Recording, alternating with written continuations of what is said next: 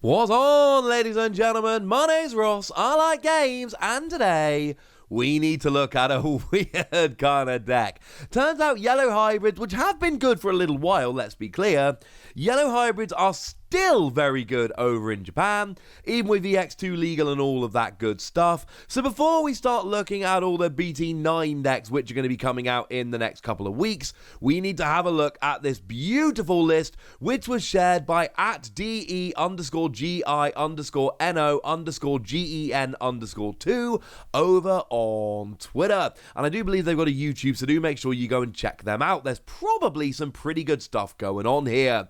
But this looks like a very, very nice, weird deck indeed, and I am totally into it. So I've called it a yellow hybrid deck. We might as well start off with the yellow hybrids. We do have a couple of them. They originally came around in BT7, and we've got ourselves Kazemon here. And Kazemon, I mean, look, I called it a yellow hybrid. It's a yellow hybrid. It is a yellow Digimon that is able to Digivolve from a yellow tamer as if that yellow tamer was a level 3 yellow Digimon. Other than that, it's a vanilla card with nothing special about it, but we want to be playing yellow hybrids. That sounds good to me. Slightly more interestingly in terms of hybrid Digimon, we've got Zephyrmon here. 6 cost to play normally, 6,000 power, and it's 3 cost to Digivolve from a level 3 or 1 cost from a level 4. You can Digivolve it from a yellow tamer for a memory cost of 2, so it's a 1, 2 or 3 cost to Digivolve depending how you look. And when Digivolving, if a card with hybrid is in its traits, or Zoe Yorimoto is, then all of your security Digimon gain 3,000 power until the end of your opponent's next turn, meaning they are far more likely to be deleted when they attack the stack, which has got to be a fun thing for you. But we then move up to the level 5 Jet Sylphimon, and this is a nuts card, right? This is a crazy good card, because it's standard level 5, 737, but when one of your Digimon with a Tamer card in its Digivolution cards Digivolves into this card, reduce the cost by 2, i.e. if you go Tamer into a level 4, this becomes a 1 cost to Digivolve, which is very cheap, and when you Digivolve, if this card has a card with hybrid in its traits, recovery plus 1. So essentially, you go from a Tamer into a level 4, Digivolve into Jet Sylphimon, and it's a 1 cost to Digivolve, but it also recovers. And there's no note on the card, like there are on some of them, that you can only recover up to a particular level. No, you just recover. That's clearly a little bit silly. It's kind of cool, though. So then, of course, if we've got all of them, we're going to need a level 6 with which to pair them. And what we have is your Aphanimon Fall Down Mode, which is your dual-type purple-yellow Digimon. Can Digivolve from purple or yellow, although we're only actually playing yellow to Digivolve it from. But there is a purple we can Digivolve it into, more on that in a moment. And what you've got with Aphanimon Fall Down Mode here is that you can Digivolve it from Aphanimon for 2 cost, which is not happening, you're not playing Aphanimon here. And when Digivolving, if this Digimon has a purple Digivolution card, delete one of your opponent's level 4 or lower Digimon. That's not happening. But if it's got a yellow Digivolution card, you recover 1. And on deletion, you play a purple or yellow level 4 or lower Digimon from your trash without paying. So basically, you're playing this because you Digivolve into it to recover, not the only recovery card you've got. And then at the same token, you also get to replace it with a level 4 when you get deleted, which is clearly going to be one of your hybrids, and then you just keep Digivolving up from there. This works kind of perfectly. Now, we also do have some level 7s coming in here. We've got ourselves Omnimon Zwart.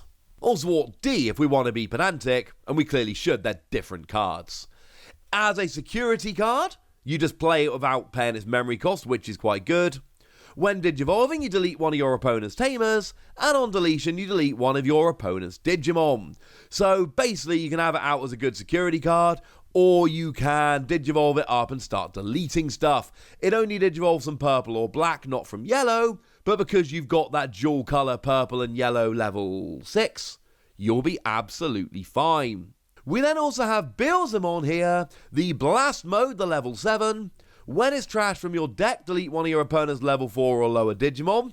Not what we're going for. When Digivolving, delete all of your opponent's Digimon with the highest level. That seems annoying. And on your turn, for every 10 cards in your trash, you get security attack +1. Again, that's not really what you're going for here, but the fact that you've got that great Digivolution skill means, play it as a one-off, see how lucky you get. Now, we have got a whole bunch of Tamers here. Obviously, we kind of have to have a whole bunch of Tamers. This is a hybrid deck. If you're not playing a whole bunch of Tamers, something's gone very, very wrong. So we have a playset of Kamiya here. This is the one from BT8. At the start of your turn, if your memory is 2 or less, set it to free. And on your turn, when a card is added to your security, you can unsuspend this Tamer to gain a memory. Bearing in mind, I've told you that we've got multiple different ways to recover here, so this is clearly something we are absolutely going to be looking at doing. In this particular deck, this looks like a very good Tamer indeed. We've then got a dual Tamer of TK Takaishi and Kamiya. At the start of your turn, if you've got fewer security than your opponent, gain 2 memory. Hopefully with all the recovery, that's not happening. And on your turn, when your yellow Digimon attacks, you can suspend it to give one of your opponent's Digimon 1,000 less power for the turn. Breaks power ties, deletes weaker Digimon. It's a fun little skill. It's the kind of thing we've seen work very nicely indeed. We've then got a playset of the TK Takaishi from BT1, the really good one, the one that everybody loves. At the start of your turn, if your memory is 2 or less, set it to free. Hopefully that should be on board quickly in this particular deck, for good reasons.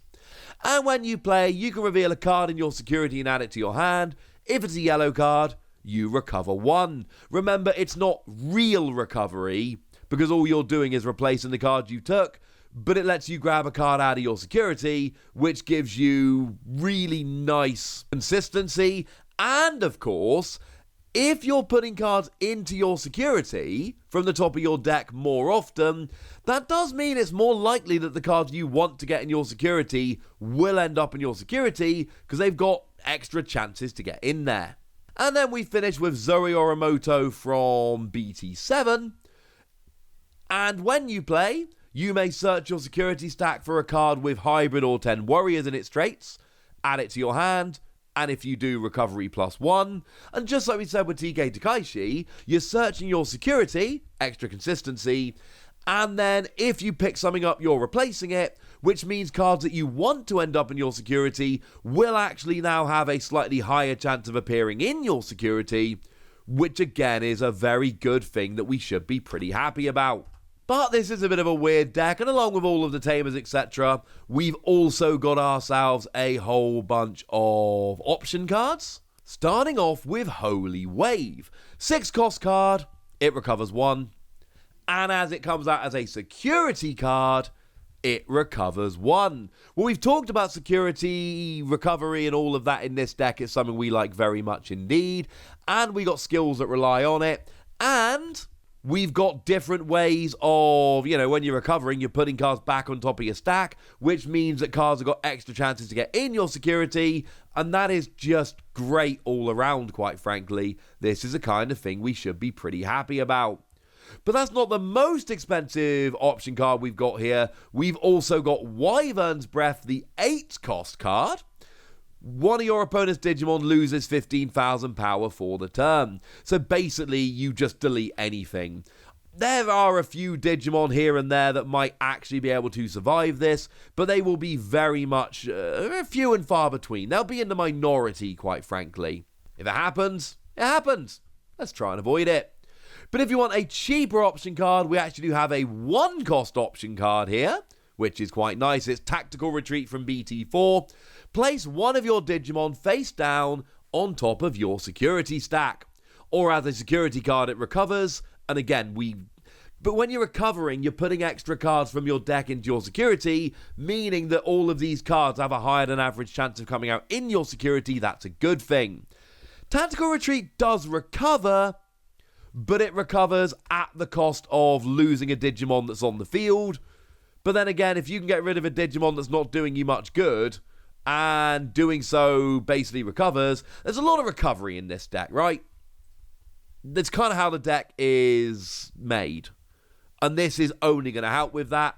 It's clearly a good thing. And then the final one we've got coming out here as a 4-cost option card is Spiral Masquerade. For each Digimon you have in play, activate the following effect. One of your opponent's Digimon loses 3,000 power for the turn. So the hope here is that you can get a bunch of Digimon in play and just really start taking advantage of this. Lowering power is kind of what yellow decks do, ladies and gentlemen. This one sounds alright to me. So some really good choices in terms of options. Now at this stage I haven't been talking Digitama, and you might be thinking, Wassy, what is going on with all of these Digitama? Why haven't you told me about the Digitama yet? Because it's Mother D Reaper. And this is a really weird combo from EX2, which actually fits in this deck quite nicely. Because Mother D Reaper doesn't seem to make a huge amount of sense. It is a Digitama, but it can just exist on the field because it's got a power. But it cannot attack and can't be affected by your opponent's effects. And on your turn, if you don't have another Mother D Reaper in play, you can play a Searcher in play, or from your hand to the bottom of this Digimon's Digivolution cards, but we're not playing any Searchers in this deck. And once per turn, when your Digimon with D Reaper in its traits would be played from your hand, you can reduce the play cost by 1 for each Digivolution card this Digimon has. But you're not playing any Searchers, this is still kind of irrelevant. But then we're also playing ADR 09 Gatekeeper. As a security card, you play it without paying. And again, with all the recovery going on, like I keep saying, more cards from your deck are going to end up in your security, so security skills are going to fire more often than they should. And when you play it, if you have a Mother D Reaper, you recover. And that's why Mother ends up being our Digitama. Because we're playing a hybrid deck, we don't need a Digitama. We're trying to build all of our yellow Digimon off of Tamers. So there are no Digitama we need. We're not playing any level 3s in this deck whatsoever. So because we don't need our Digitama, we might as well play Mother, because it doesn't count towards your deck limit, just your Digitama that you're not using anyway. And then that opens up the door to play Gatekeeper, which recovers when you play it. It's such a weird way to play, and I absolutely love it. Also, when your Mother D Reaper has 6 Digivolution sources or more, all of your opponent's Digimon get security attack -1. You're not getting that here. You're playing this for the recovery, and I absolutely love it. Essentially, you're kind of hoping it comes out of the security and then you recover while Mother's there. But with all the other recovery cards we've got, this works. This is a weird deck, ladies and gentlemen. A very weird deck indeed. There are no level 3s. There's a lot of Tamers. It's all built off around hybrids. But then we get up into purple, bigger Digimon. And then we've got this little side plate of Reapers. And then we've got 15 option cards. It's a weird way of playing, but this yellow hybrid deck looks absolutely legit, and I for one am absolutely delighted to have seen it. So I thought it was worth showing to you. But I want to know what you think. So let me know in the comment section, would you? Go nuts! Be nice! And then make sure you like this video, subscribe to this channel, follow me on Twitter at the Wassy. That's where we talk Digimon and a whole bunch of other card games. And please do consider checking out patreon.com/PTCGradio, where you can support the channel, get some bonus podcasts and all kinds of fun things. But by far the most important thing as always, look after yourselves till next time, would ya? Thank you very much for watching. My name's Ross, and you've been watching Wassy Plays.